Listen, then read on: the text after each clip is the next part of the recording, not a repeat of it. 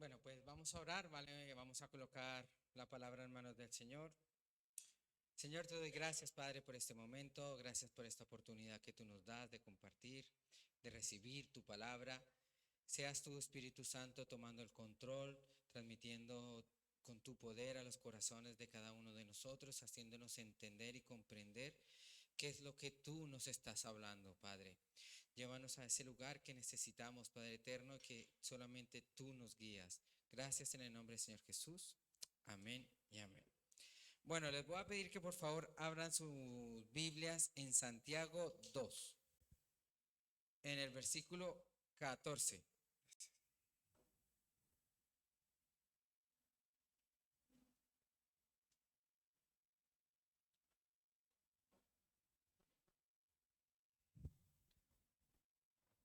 Versículo 14, Santiago 2.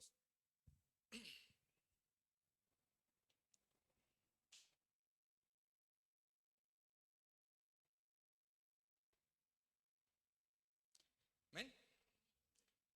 Dice, la fe sin buenas acciones está muerta.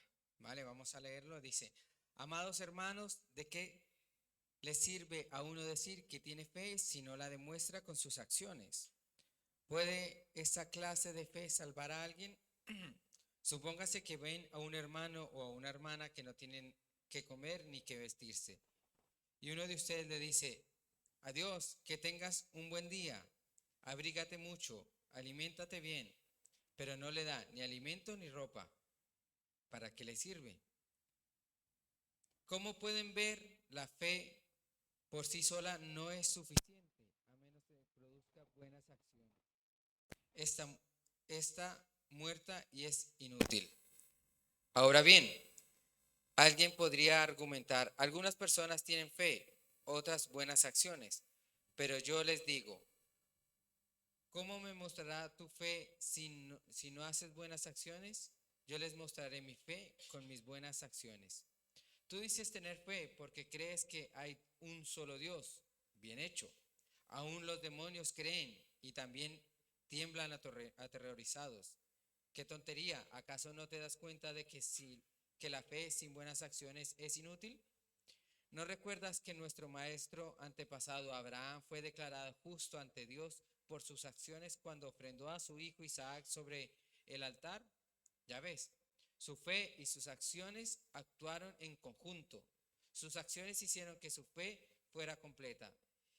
Y así se cumplió lo que decían las escrituras. Abraham le creyó a Dios y Dios le consideró justo debido a su fe. Incluso lo llamaron amigo de Dios. Hasta ahí vamos a leer. ¿Vale?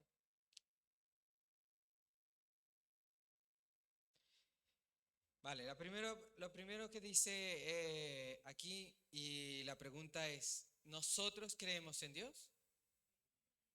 Muy bien, hasta los demonios creen en Dios, dice la palabra. ¿Vale? Entonces, creer en Dios no es suficiente. ¿Vale? Dice Hebreos 11:6, si me lo puedes poner, por favor.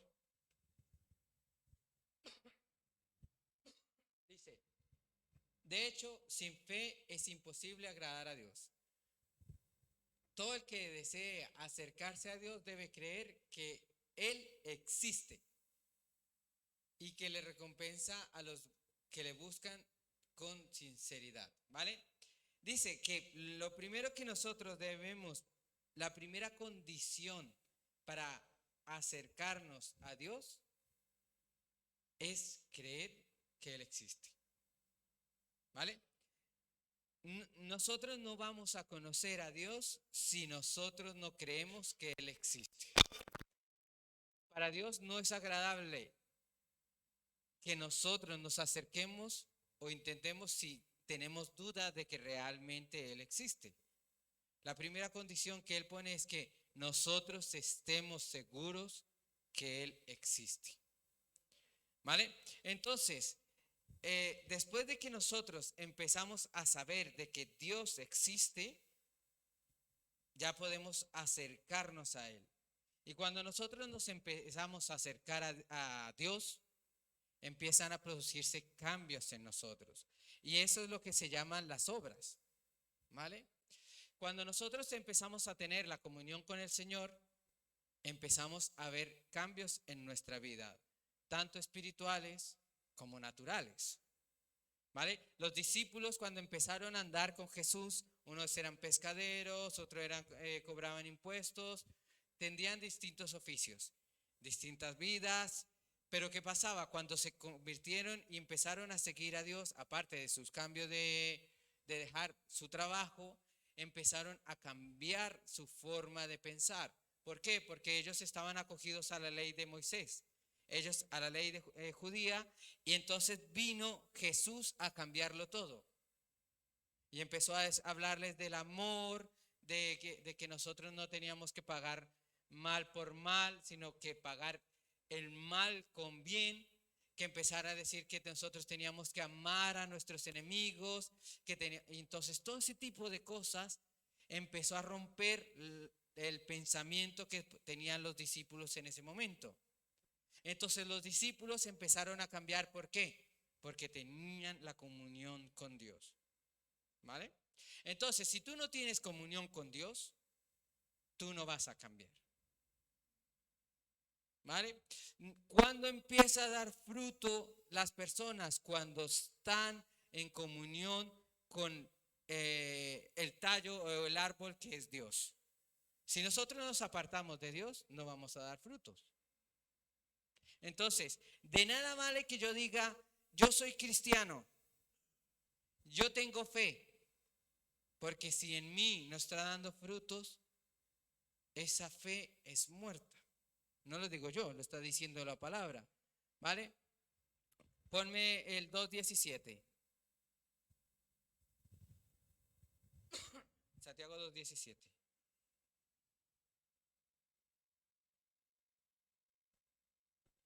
Dice, como pueden ver, la fe por sí sola no es suficiente. A menos de que produzca buenas acciones, está muerta y es inútil. ¿Vale? Más claro no puede estar. De nada vale que tú vengas aquí y yo digas, yo creo en Dios. Y te sepas la palabra, te sepas los salmos, los proverbios, y que seas una persona que sabe mucha teoría. Pero si tú no tienes frutos, tu fe está muerta. ¿Vale? Entonces, a partir de ahí empieza a hablar el Señor de que nosotros debemos demostrar con nuestras acciones afuera de la iglesia que nosotros somos cristianos. ¿Vale? Y esas acciones, ¿cuáles son? ¿Cuáles frutos deben acompañar nuestra fe? ¿Vale? Entonces, voy a hablar de 4 frutos que debemos demostrar en el cambio de nuestra fe. ¿Vale? El primer fruto está en el propio San 14:16, pónmelo. Dice, amados hermanos, ¿de qué le sirve a uno decir que tiene fe si no le demuestra con sus acciones? ¿Puede esta clase de fe salvar a alguien? El 15. Supongamos que ve a un hermano y a una hermana que no tiene y que no tiene qué comer ni con qué vestirse. Y uno de ustedes le dice, adiós, tenga un buen día, abríguese mucho, aliméntese bien, pero no le da ni alimento ni ropa, ¿para qué le sirve? ¿Vale? El primer fruto es el amor. ¿Vale? El primer fruto que nosotros debemos demostrar que acompañando nuestra fe es el amor que nos transmite Jesús hacia nosotros. ¿Vale? Debemos recordar de que Dios dio su Hijo Jesucristo para que muriera por nosotros, por amor hacia nosotros. Y entonces, si nosotros no tenemos amor, como dice Corintios, nada es. Vamos a leer Corintios. Me gusta mucho.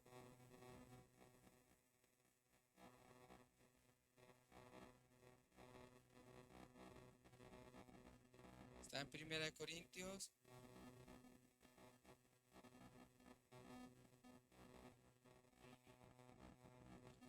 3, ¿no? 13. Pónmelo, por favor.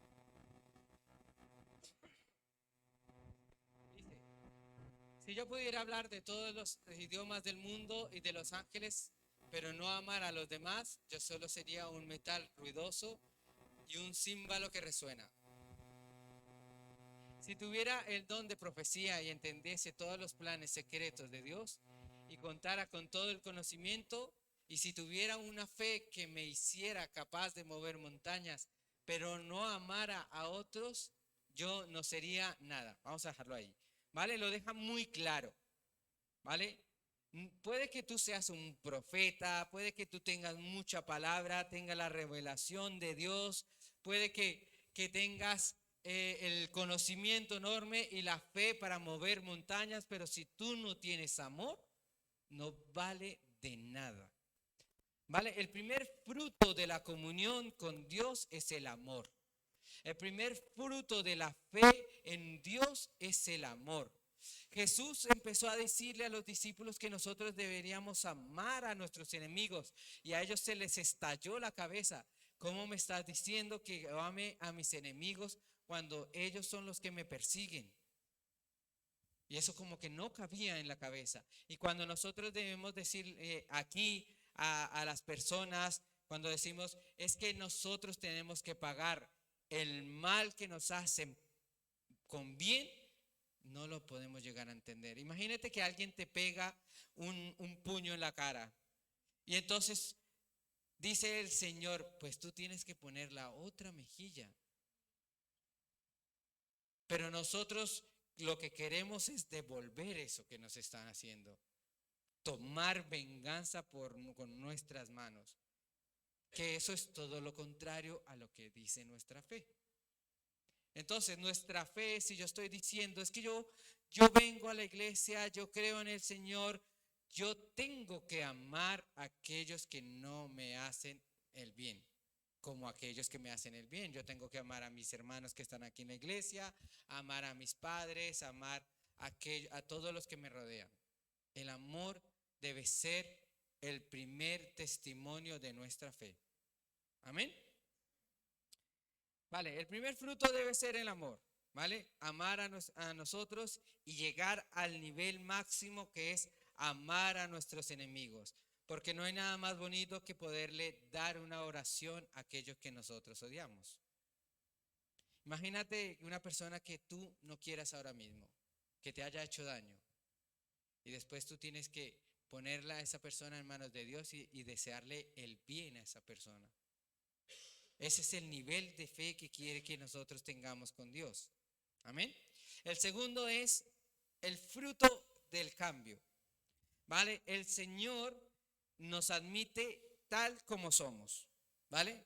Con nuestros errores, con nuestras dificultades, con nuestras ataduras, con todo lo malo que nosotros podemos llegar a tener o todo lo malo que hemos podido vivir a día de hoy.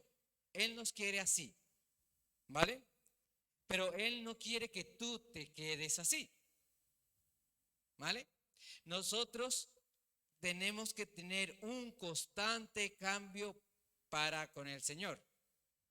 ¿Vale? Si tú eres un pecador, Dios no te va a rechazar, pero Él no quiere que tú sigas siendo un pecador. ¿Vale? Porque Dios te ama, pero no ama al pecado. ¿Vale? Dios ama al pecador. Hasta ahí. Pero no ama el pecado que está haciendo ese pecador. Entonces, si tú no renuncias a todo lo que te está atando al mundo, no están dando el fruto de la fe. Porque la fe nos ayuda a renunciar a aquello que no le pertenece a Dios. ¿Vale? Cuando nosotros damos testimonio de nuestra fe, cuando Dios empieza a transformar nuestras vidas.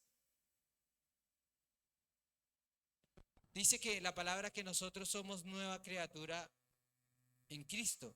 Todas las cosas viejas fueron echadas atrás y todas son hechas nuevas. Pero entonces, eso decirlo es muy fácil. Decir muy fácil que el cambio, yo vengo a la iglesia, Dios ya me tomó y todo cambió, es muy fácil decirlo. Pero cuando nosotros salimos afuera y tenemos que empezar a dejar aquello que no le agrada a Dios, es lo difícil. Pero es que ese es el fruto de la fe. Y es que eso es lo que le agrada al Señor. El fruto de la comunión con Dios es lo que nos ayuda a dejar esas cosas. Porque no se trata de que tú empieces a soltarlo todo, sino que tu comunión y tu llenura de espíritu te va a ayudar a soltar eso que no es de Dios. Entonces, es como el vaso que está aquí, ¿no? Si yo no me lleno con el Espíritu de Dios, todo lo malo no va a salir. Entonces yo tengo que tener la comunión con Dios para que todo aquello que no le corresponde a Él o todo lo que malo que está ahí empiece a irse. Pero Dios quiere que nosotros cambiemos. Cambiemos para bien, obviamente. Entonces, el segundo fruto de la fe es el cambio. Desprenderse de lo malo para soltarlo todo lo que no le agrada a Dios. Y solamente esto se puede lograr con la comunión de Dios, con la llenura del Espíritu. Si tú no oras, si tú no lees la palabra, si tú no tienes intimidad con el Señor, no vas a lograr los cambios. ¿Qué es la intimidad con el Señor? La intimidad, señores, no solamente es venir aquí y alabar y cantar, porque eso es muy fácil y todo eso. La intimidad con Dios es levantarse a las 6 de la mañana o antes de acostarte y dedicarle media hora al Señor a contarle tus penas. Ayúdame, dame fuerzas, empezar a llenarse del Espíritu de Dios. Pero si tú solo esperas cambiar viniendo aquí los domingos, te lo aseguro que no va a ser así. Y no vas a poder. Porque tú no puedes. ¿Qué dice Filipenses 4:13? Todo lo puedo ¿en quién? En Cristo. ¿Vale? No se trata de que tú puedes solo. No dice eso el versículo. Tú puedes solo. No. Todo lo puedo en Cristo. Cristo es quien me ayuda a vencer todo lo que me ata al mundo para yo poderlo dejar atrás. ¿Vale? Cristo es el único que puede hacer que yo sea vencedor. Vale. El tercer fruto, ¿vale? Ahí hablaba en Santiago 2, hablaba del testimonio de Abraham. Vale. Vamos a colocarnos un poco en contexto. Abraham ya era una persona de edad, ¿vale? Entonces vamos a suponer que el pastor no tiene hijos, así como está el pastor y la pastora.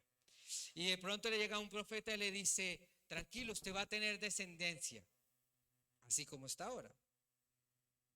Entonces, lo que dice, pero ¿tú no te estás dando cuenta que yo estoy un poquito mayor? Y la pastora dice, pero yo ya no puedo, yo estoy un poquito mayor ya. Pero le dice, no, tranquila, su descendencia va a ser como la arena del mar y va a tener multitud de naciones su descendencia. Le dice eso a el profeta a ellos. Y entonces ellos, bueno, empiezan a tener fe y de pronto queda embarazada la pastora. Y entonces tienen un hijo y la pastora lo quiere como con locura. Y entonces de pronto le dice Dios al pastor, le dice, bueno, yo quiero que sacrifiques tu hijo para mí. O sea, aparte de ya el hecho de que sacrifique su hijo, que ya ahora lo entiendo yo, que sería ese dolor de sacrificar un hijo, después de el milagro que ha sucedido porque era imposible que tuviera un hijo, se lo está pidiendo Dios como sacrificio. Entonces llega este hombre y le dice, vale, Señor. Pero no solamente le dice eso, se dice, tú tienes que empezar a caminar por el monte, ¿vale? El monte. Y después de 3 días, o sea, fueron 3 días caminando. Imagínense caminar el burro, el hijo y el siervo sabiendo que en la mente de Abraham solamente estaba: voy a sacrificar a mi hijo, voy a matar a mi hijo, voy a sacrificar a mi hijo amado, a mi hijo. Durante 3 días caminó y vio el monte, y entonces le dijo a los siervos que se quedaran y se fue caminando solamente con su hijo. Y entonces el hijo le dice, para ayudarle, el hijo le dijo: papá, llevamos la leña, llevamos todo para el sacrificio, pero nos falta el cordero. Y le dice a Abraham: no, tranquilo, Dios proveerá. Y llegan al monte, lo alto, y preparan la leña, y Abraham ata a su hijo, lo ata de pies y manos, lo coloca en el altar, y yo no sé el momento o la fuerza que sacaría Abraham para sacrificar a su hijo, pero dice que lo iba a sacrificar. Cogió el cuchillo y entonces dice que lo iba a matar, y de un momento a otro escuchó la voz que dijo: Abraham, no lo hagas. Y entonces Abraham no lo hizo, soltó a su hijo, y de pronto entre los matorrales encontraron un ciervo que estaba atrapado, y fue ese el sacrificio que ofrecieron para el Señor. Vale. La historia es muy fácil de leerla, pero cuando nos colocamos y nos ponemos en los pies de Abraham es muy difícil. ¿Vale? Y ese es el fruto de la fe, de la comunión con Dios y de conocer a Dios, la obediencia. Obedecer no solamente se trata de hacer lo que realmente nos agrada, realmente hacer lo que me parece correcto o me parece lo que estoy de acuerdo. No, obedecer es hacerlo a pesar de que no estoy de acuerdo, a pesar de que no lo entiendo y a pesar de que me parece ilógico, pero obedezco. Entonces nosotros muchas veces llegamos a no entender por qué el Señor me está pidiendo ciertas cosas o por qué me están pasando ciertas cosas. No lo puedo llegar a entender, pero mi fe tiene que ser suficiente para seguir obedeciendo a Dios a pesar de que no estoy entendiendo. Mi fe tiene que ser suficiente para seguir adelante aunque Dios no me esté dando lo que yo le estoy pidiendo. Mi fe tiene que ser suficientemente fuerte para seguir hacia adelante y obedecer la palabra aunque todos se estén burlando de ella y Dios no, en ese momento tú no te sientas que Él te está defendiendo. Pero yo tengo que ser lo suficientemente fuerte para seguir obedeciendo a Dios. ¿Por qué? Porque ese es el fruto de la fe. ¿Y por qué? Porque Abraham lo hizo. Y es el ejemplo que está marcando ahí. Santiago estaba hablando y dice: este hombre lo hizo tan bien que hasta fue llamado amigo de Dios porque le obedeció a Abraham. Todos los grandes profetas vemos en la Biblia le obedecen. ¿Qué pasa con aquellos que no le obedecen? Vamos al testimonio de Saúl. Saúl era el rey, fue el escogido, el primer rey de Israel, el que había sido escogido. ¿Y qué pasó? No obedeció lo que el profeta le dijo, sino lo que le parecía correcto, lo que parecía que era lo mejor para el pueblo, bajo su conocimiento. Dijo: no, yo creo que esto es lo mejor para el pueblo, entonces matar este tipo de ganado, matar al rey, no lo veo bien. Aunque Dios se lo había dicho que eso es lo que tenía que hacer, él no obedeció. Y vuelvo al otro. No se trata de hacer lo que me parece bien, no se trata de hacer lo que me parece correcto, se trata de obedecer. Y ese es el fruto de la fe, la obediencia. Saúl, y no es que haya hecho un pecado, sino que hizo lo que le parecía correcto y lo que el pueblo quería que él hiciera, mas no hizo lo que Dios le mandó. Y nosotros tenemos que obedecer lo que Dios nos mande. Entonces, el tercer fruto de la obediencia es, el tercer fruto de la fe es la obediencia, ¿vale? Y el último fruto, para no alargar mucho, es la confianza, ¿vale? Volvemos al testimonio de Abraham. Abraham, ¿qué hizo? Abraham, yo no sé la mente de Abraham si decía en el último momento Dios me dará o Dios lo levantará nuevamente, revivirá a mi hijo, no sé qué hará, pero yo sé que tengo la promesa de que yo tendré descendencia y mis descendencias serán como las naciones.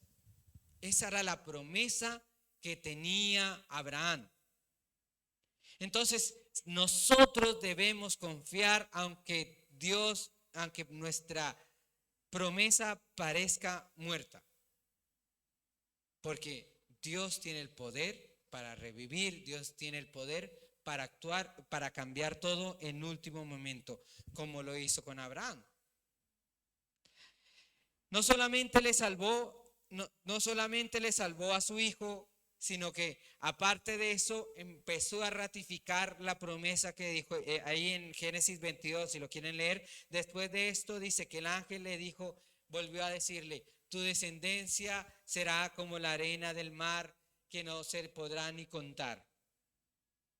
Y todo el pueblo de Israel viene de Abraham, de Isaac, de Jacob. Y ahí vienen las 12 tribus. ¿Por qué? Porque confió en la promesa. Entonces nosotros, ¿cuántas promesas no hay en la palabra de Dios? ¿Y cuántas promesas no nos han llegado a nuestra vida por otros medios? Pues nosotros debemos confiar en esas palabras. Todo lo que está en la palabra de Dios es para nosotros. Así como dice, sé fuerte y valiente. Así que dice, como acabamos de decirlo, lo de Filipenses, todo lo puedo en Cristo que me fortalece. Todo ese tipo de promesas es para nosotros. Pero nosotros debemos creer en ellas. Si nosotros no las tomamos como para mí, no van a tener efecto, sino que van a tener efecto en aquellos que realmente creen la palabra de Dios. La palabra de Dios está para leerla y para creerla. Entonces, a partir de ahí, nosotros tenemos que empezar a indagar en la palabra de Dios y empezar a coger todo lo que nos pertenece, todo lo que Dios nos ha dado, todo lo que Dios nos ha entregado, porque Dios se sacrificó a Jesús, su Hijo, único Hijo, para darnos el poder de tomar su palabra y sus promesas. La sangre de Cristo nos limpió y nos hizo coherederos justamente con Jesús. O sea que estamos al mismo nivel de Jesús, en la herencia de lo que nos pertenece de Dios. Y el mismo Jesús dijo, ustedes por medio del Espíritu de Dios harán cosas más grandes que aún las que yo he hecho. Pero ¿qué hay que tener? Fe. Y hay que creer en lo que Él nos ha dicho. Entonces yo les invito en esta mañana en que ustedes tienen que creer. Tienen que tener fe. ¿Qué es la fe? La certeza de lo que se espera, la convicción de lo que no se ve. Yo les invito en esta mañana que ustedes confíen en el Señor. Que crean en el Señor, pero que crean en su palabra y que empiecen a dar frutos de fe, no solamente aquí en la iglesia, sino fuera de ella. La gente de afuera debe conocer que usted es cristiano, no porque usted ande diciendo, yo voy a la iglesia, yo voy todos los domingos, yo voy a la iglesia del pastor Jorge. No, no se trata de eso, sino que la gente lo conozca a usted por sus frutos. Porque fuera de la iglesia usted da amor. Porque usted fuera de la iglesia obedece. No, todos se van a emborracharse y usted no se emborracha. ¿Por qué? Porque es fruto de obediencia. Porque todos roban, pero yo no robo. ¿Por qué? Porque es un fruto de obediencia. Y mi fe tiene que acompañar a ese fruto. No, es que todos aquí tomamos la venganza por nuestras manos. Yo voy a la iglesia y el Señor me enseña que eso no debe ser así. Así que la venganza mía dice que es de Dios. Entonces, cuando nosotros somos capaces de demostrar afuera ese fruto, es cuando la gente empieza a creer en lo que Dios hace. Porque no hay mayor testimonio y no hay mayor forma de transmitir la palabra de Dios que con nuestras obras. Y estas obras deben ser por parte de Dios. Vuelvo a decir lo que decía al principio, la fe sin obras es muerte. Entonces, muchas veces es preferible no decir nada si mi testimonio no está acompañado, porque es peor ensuciar el nombre de Dios a realmente alabar el nombre de Dios con mis acciones. Amén. Entonces le voy a pedir que por favor se pongan de pie.